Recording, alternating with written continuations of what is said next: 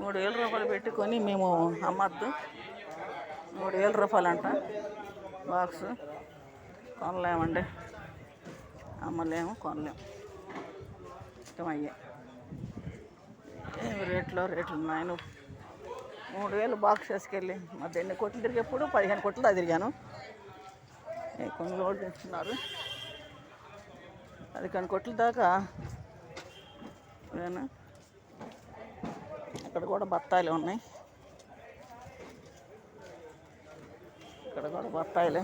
చిన్న మూటలు అసలు బాగలేదండి కాయ కొంచెం బాగుంటేనే 1000 రూపాయలు అంట.